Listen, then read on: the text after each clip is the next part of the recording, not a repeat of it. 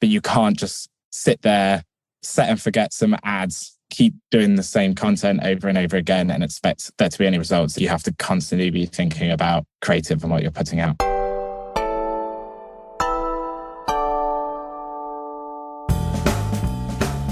Liam, how are we doing? Yes, good. Thank you. How are you, Tom? Very good. Very good. Very happy with how Cognism's rebrand went recently. Yeah, it went really well, actually. I was glad when it was over, to be honest. But was it like a long process? Because it looks beautiful. Anybody listening, is it cognism.com? Yes. Yeah. Go and check out the rebrand. Oh my God. Yeah, it was a very long process. And then there's just a lot of stuff along the way that did you realize you have to do that I don't really think I thought about in my original idea of the scope of it. That always happens. We pulled it off. It all went well. So I'm really pleased with it. Yeah, we used Pentagram as the design agency and they've just done a really good job. Nice. And so that's actually like largely what I want to discuss today is how you guys are like smashing it at the moment. Well, that's what it seems like from the outside. And I want to go into this in various different ways. I want to talk about how you guys are using paid social. I want to talk about how you guys have transitioned from lead gen to demand gen, how not all MQLs are created equal, and also about how there's no magic bullet in B2B. So if that sounds good, we'll jump straight in. Yeah, sounds perfect. So it's probably better to talk more about this transition from lead gen to demand gen. Like, when did that happen? Who's driving that in the organization? Why did it happen? Yeah, so started to happen. It's important to, I suppose, put it in a phased way. So it wasn't like a sudden switch. It kind of started back in April last year, where we just realized that under the current model that we were running with like lead gen, we were creating really cheap leads, tons of leads. And we used to have sort of what we'd call MDRs, follow up on all of the content leads. And to take it further, we would have had to hire another MDR. Now, fortunately for us, we were always targeted on revenue. So the actual number of leads and stuff wasn't really an issue for us. So when you obviously split out your funnel to look at how to generate revenue, we could see that those leads from the lead gen were closing from lead to close one at 0.2% bound is closing at 4% and 20% from SQO to closed one. So that's significantly more. And then we're starting to think if we add an MDR in, we included that in our CAC, that their salary and stuff. So then if we're adding that to marketing CAC and it's not actually leading to any closed revenue, then what are we doing here? So Alice, CMO, sort of went on a mission to get us some test budget that we could be like, well, we're going to run the lead gen. Don't worry, we're not going to switch that off, keep the organization happy, but we're going to get this test budget to run some demand gen. Can I jump in there? Before we get to what you do with the test budget, there's a couple of really interesting things you said. The first thing that kind of hit me is that think about what the MDR is doing. He's trying to call these people and then educate them on the problem you solve, right? Mm-hmm. And what you've done is you've taken that budget from that person, and then instead of putting that into a person to call these people that don't really care about you, you are pushing that further up, right? And you're creating the content and pushing that out. Would you say that's accurate? Yeah, I suppose, yeah, if you think about it, that's exactly that's kind of happened. Yeah. So, because the MDR's doing, I suppose it's just outbound, right? When you're doing lead gen, really, you're just calling people up and trying to get them into the sales funnel early and maybe do some of that education piece on the phone, doing it in your marketing efforts. So, yeah. Cool. So that's the first interesting thing. The second one was about how you're saying you guys have always been tasked or your performance has been driven by revenue. And I don't think that's the case for all marketers, right? So it's almost like we need to thank whoever made that decision, maybe, I don't know, CRO, CEO. Yeah, that was our first CRO. So we were always just measured on revenue in the same. So yeah, that was always like our North Star. And yeah, and you're right, most marketing teams will be measured on MQLs or something. And then it's really hard to break that model, right? Because if my target was 2,000 MQLs, there's no way in how I'm changing to demand gen model because I'm just not going to hit it. Whereas because my target was revenue, I needed to find any way to hit that revenue number that with our growth plans was just getting bigger and bigger. And then lead gen just wasn't cutting the mustard for it. For sure. So we got the test budget. Mm-hmm. What did you do first? Yeah, so we took that test budget and we just said that what we wanted to demonstrate that was, because it's too hard to show it in pipe and revenue. So we wanted to show that we could show a marked uptick in inbounds over 3 to 6 months. And then if we could do that, then we could start to transition away from lead gen entirely. So we did actually manage to achieve that. The first things that we did was we started off really basic and we just literally ungated everything on our website. We're still running some lead gen ads out on LinkedIn and doing other lead gen activities. But if you came to our website, everything was ungated. And then we had this like meeting, a big meeting there when we started to think about what other content we needed to create to really give a decent ungated experience and run demand gen. So we all sat around, we've been following Refine Labs. I think we called it Project Chris Walker. And we just started to and it just meant that we realized that you can't just run the same sort of activity you had before, but ungated. It's not just creating tons of ebooks. We needed to diversify into video. We needed to think about what different ad creators we use, creating carousels and things like that, and how we provide some of that value up front in the ads that we run on LinkedIn and Facebook, even if it's just like a static image ad and things like that. And that makes you go back to the basis of why you do anything. So webinars and stuff, the new purpose for a webinar was not about getting people in to follow up the leads. It was about getting content that we could then use to promote elsewhere and getting all that video content to create snippets. We used to create a podcast because now something like a podcast was worth our time, whereas before under a lead gen model, how do you get leads? So we just had to rethink all the content from scratch and then start to create these campaigns where we're promoting everything ungated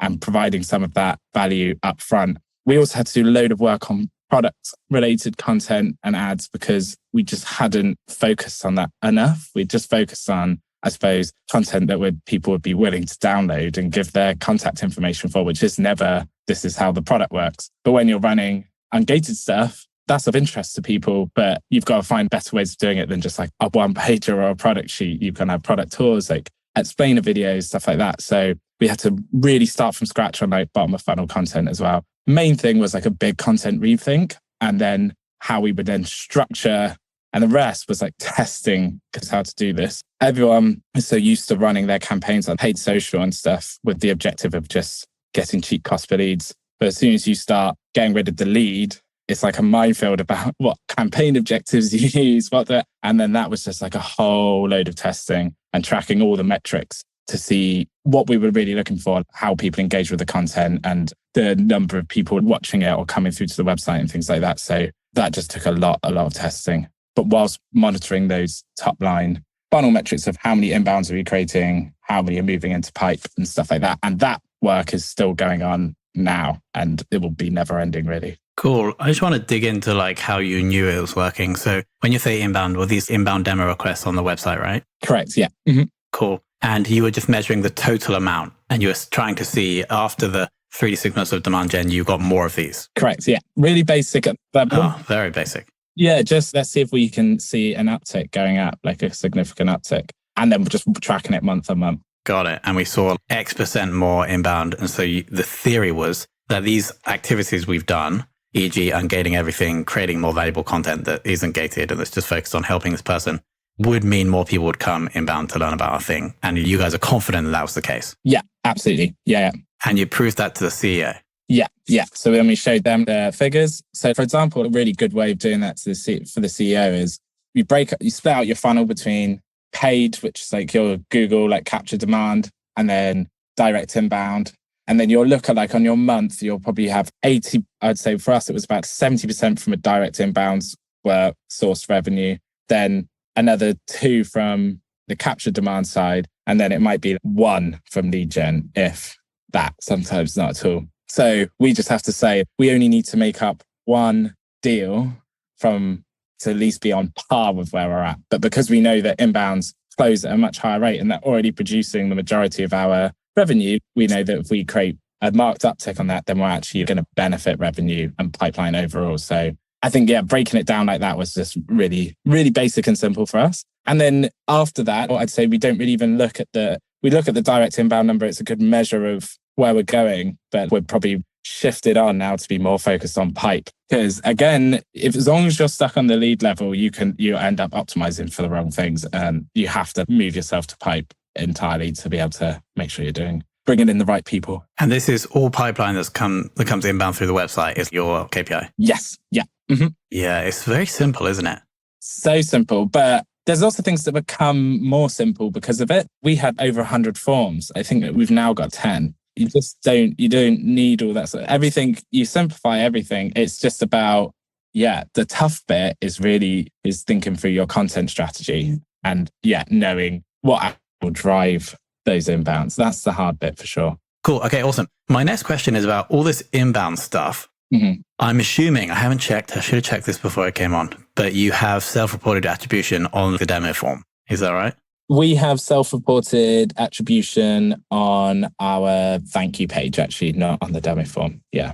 Interesting. And so that's not mandatory, right? So that only comes after. Do you know what percentage, if you can share, of people that submit that form give you feedback on where they found you? Yeah, it's currently at 20%. Got it. Okay. So we probably get less, but you're not putting any barrier before the demo.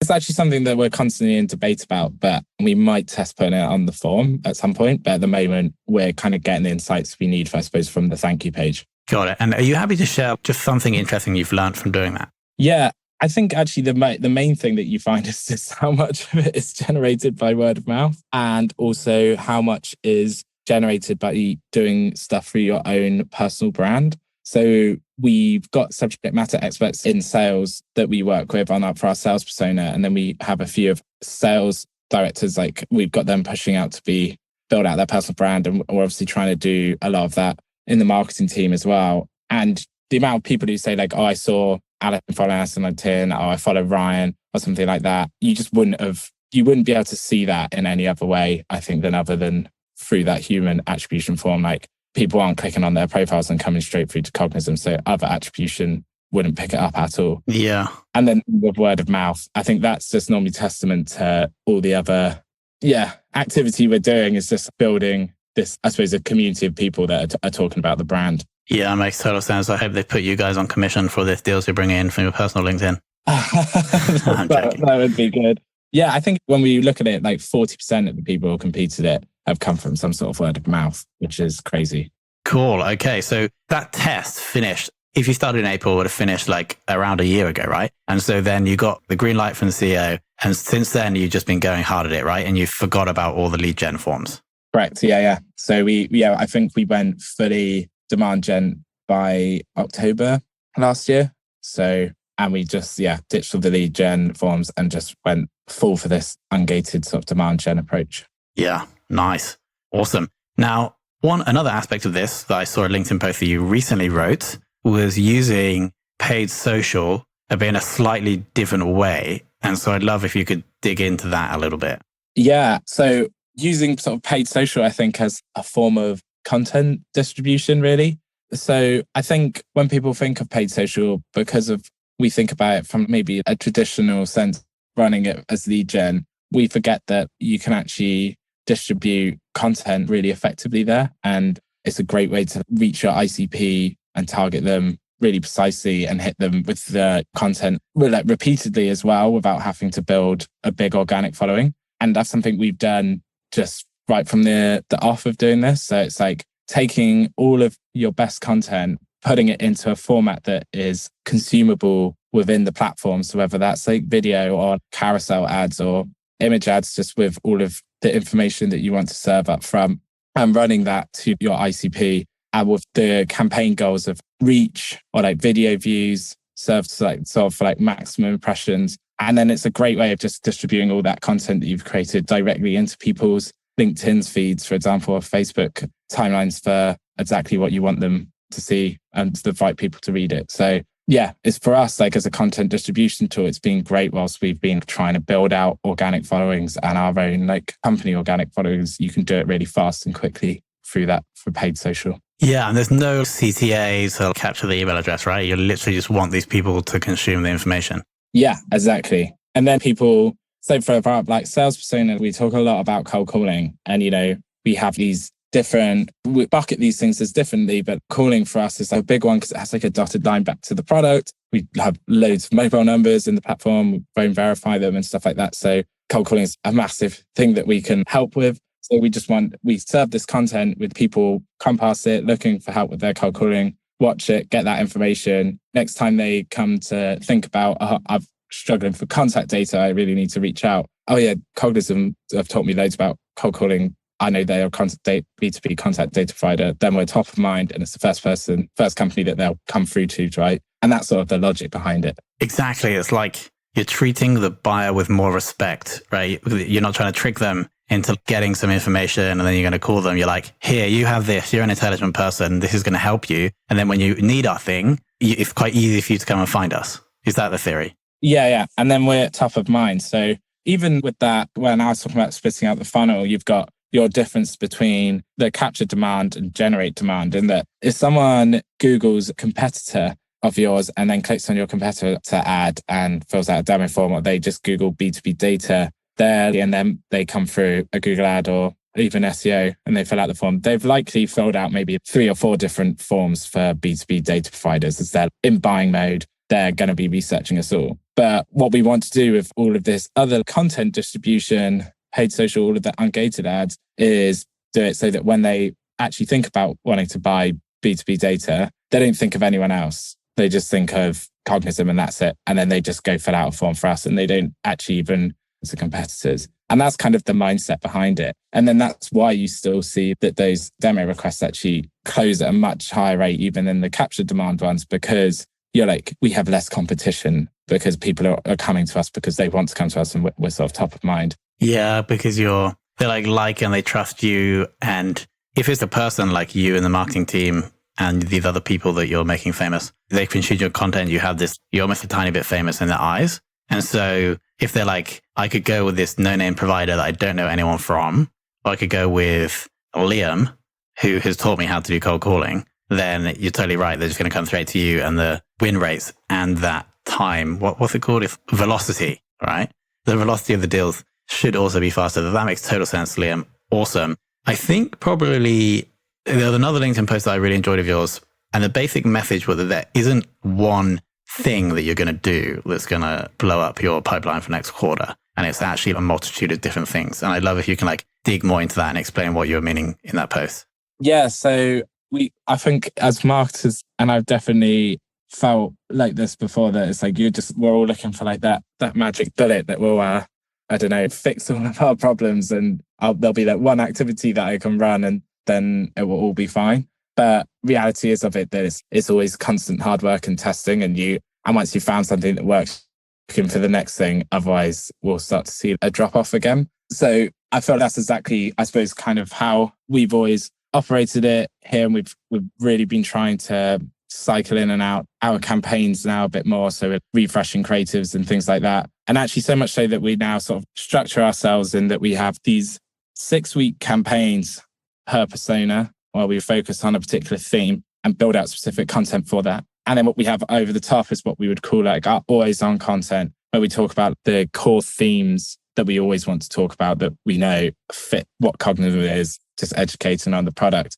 and running all of that regular content activity that I was talking about, like the regular webinars, podcasts and stuff like that. And that bit is what we'd call the media machine, which is just purely acting like a media company. But actually there's the combination of both, like that always on media machine and the spot campaigns that we run, which will then over time consistently contribute to your pipeline. But you can't just sit there, set and forget some ads, keep doing the same content over and over again and expect there to be any results. You have to constantly be thinking about creative and what you're putting out. The always on content machine. Love that. We've discussed the impact that this shift of demand gen is having on all the inbound pipeline. But I'd also love to get your thoughts on whether all this work you're doing that isn't lead gen, that is demand gen, is helping your outbound team. Because I think you guys have an outbound function as well, right? Yeah, we have a big outbound function. So yeah, they currently produce 40% of the revenue actually. Cool. And how would you,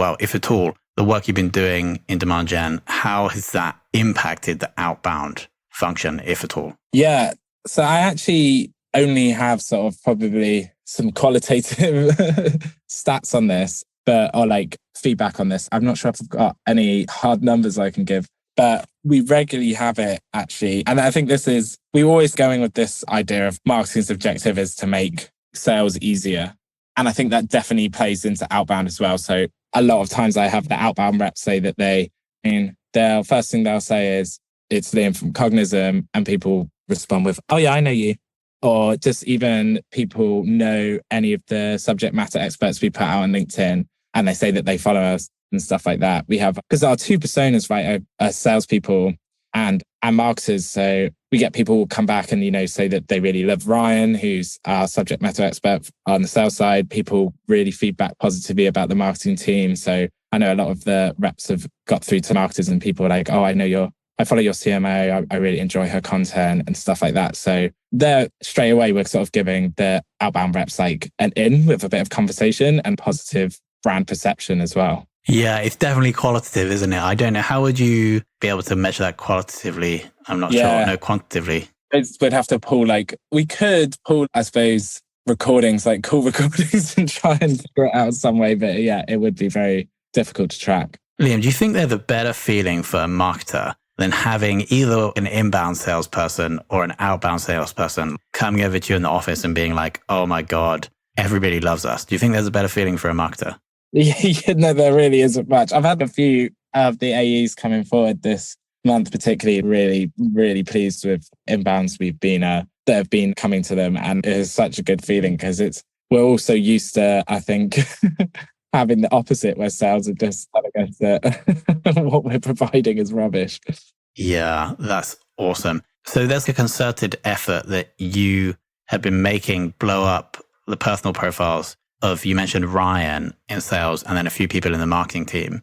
Is there, aside from creating awesome content for them to share on LinkedIn, is there anything else you're doing to help build the profiles? No, it's pretty much all content focused. So for example, we pair up Ryan with someone in the demand gen team and they work with him closely on creating content. He does a lot of it himself, but then he takes other insights and feedbacks and goes away and creates that content. And then we put it together in almost like a structure for what he would share over the week. So it's kind of simple. But we break it up. So it'll be a certain type video explainer on a Monday, poll on a Wednesday, quite formulaic like that. But it's consistency. I think something that B2B can definitely learn from B2C is just consistency and volume. And then we just stick to it rigidly and just keep up the content and posting, listen back to feedback as well that we're getting in on LinkedIn. We have a commenting strategy as well. So it's to allocate time to go back and actually comment back